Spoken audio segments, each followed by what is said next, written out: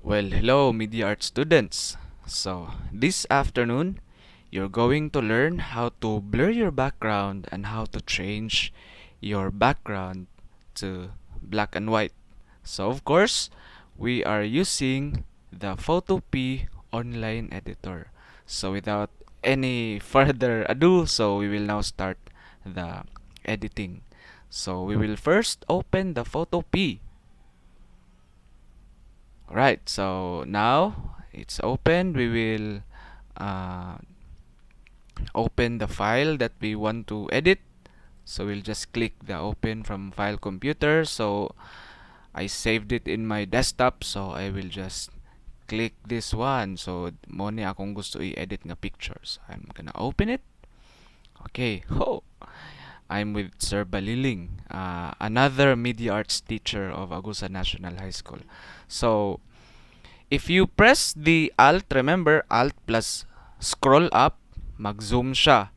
Kung atong i-press ang Control, then scroll up, mo pakilid siya. So, Control, zoom up, Control, zoom down, scroll down. Pero kung Alt imong pisliton, mo zoom in. Okay. Zoom out pag imong i-scroll down. So, remember the Control and Alt commands. So, this time, para ato siyang ma-select og tarong. By the way, if we will use the quick selection tool in aniyang mahitabo, maybe yeah, it's really difficult to select the subject. Gusto man ako nga i-black and white si Sir Baliling and as well as the entire background. Akong gusto ako lang face, ang whole body ang mag-colored. So, ato i-press ang Control D para mawala tong selected parts. So, kung lisod gani i-select ang subject, you should go to what tool?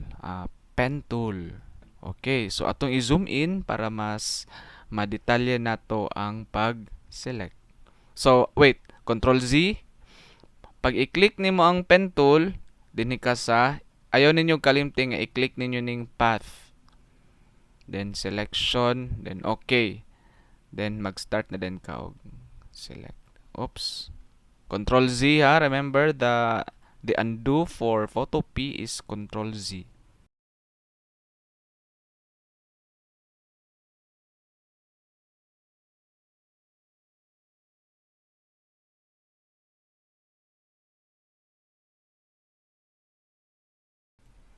Okay, ang next step, i-press na to ang Control, scroll down para mo pakilid siya.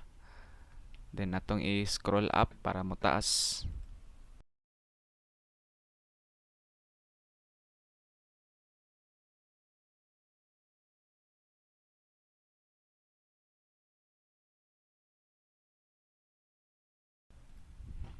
Control para mo pakilid.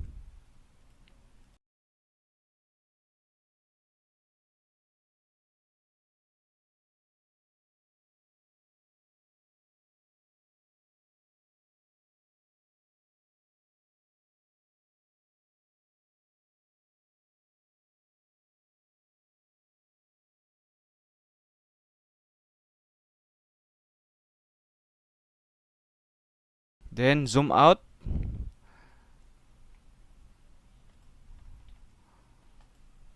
Okay, then press select, then okay. So na-select na. Pero you look at kani wala man siya na deselect. So ato pa na siyang i-deselect. So unsaon siya? Dili na ka mo gamit og pen tool. Basta ingon ani gani ang atong gamiton katong lasso select. I-click na to ng lasso select. Then diri ta sa dili siya sa unite but dinhi ta sa subtract. Click nito ng subtract. Kurog kay kog kamot. Oh my god.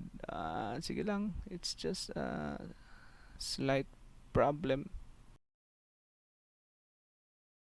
Dili man po na siya mag-change kay black. So atong iana.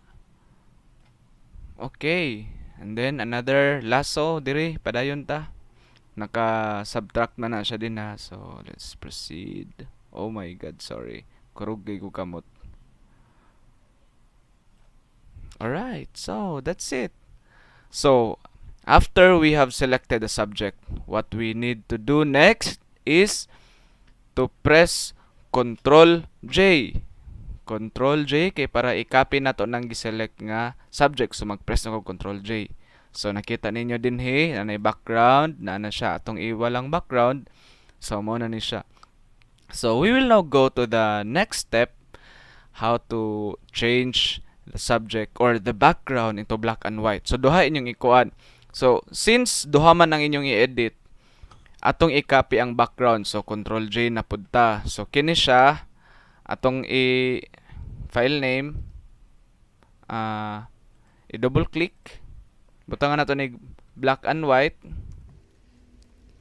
then kini siya double click, blur. Okay, so ato sa ning i-hide ang blur kay ang atong unay edit is kaning black and white man. So we go to i-click na to ni nga layer, then you go to image, adjustment, then pangitaala ang black and white, just click it. Itong i-move. O, see, nakita ninyo. O, unsa may inyong, pwede pa nyo na ma-adjust, pero you better not. Or, we have also another method in changing the black and white. Akong i-undo ha, Control Z, para ma-undo. Pwede po siya, i-click na ko kaning layer, then you go to image, adjustment. Pwede ra po ning i-click nimo ning hue saturation. Itong i-move. Atong iubos ang saturation. Okay. Then, okay. So, there are two ways para may mo siyang black and white. So, pag ma-save na ning black and white ni mga picture, you go to File, Save, Export as, JPEG, then, Save. Okay. So, ang next na po ninyong buhaton karon is ang mag-edit sa unsaon pag-blur ang background. So, ato ning i-hide ang black and white nga background, then kini na pod atong i-unhide. Kay kani man atong i-edit sa pag-blur. Okay, by the way, dili man nimo affect kay wala man ato na siya gi-touch.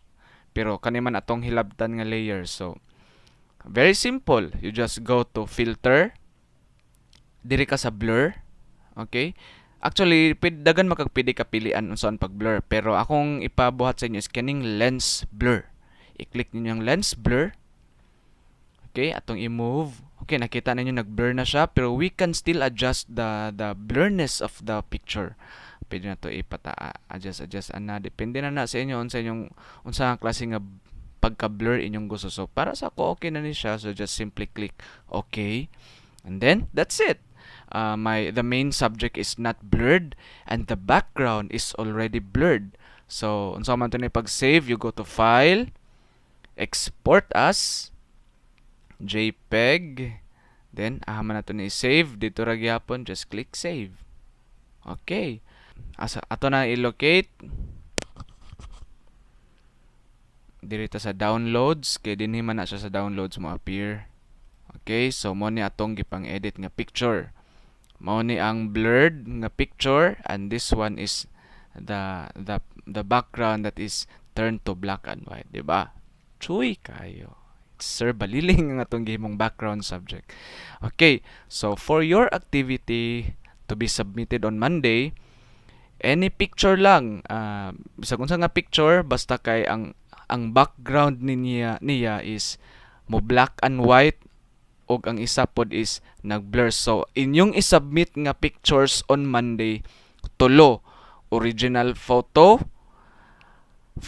nga gi-edit ninyo nga ni black and white ang background. Ang third is photo nga inyong gi-edit nga nag-blur iyang background. So, good luck to your activity and good day everyone.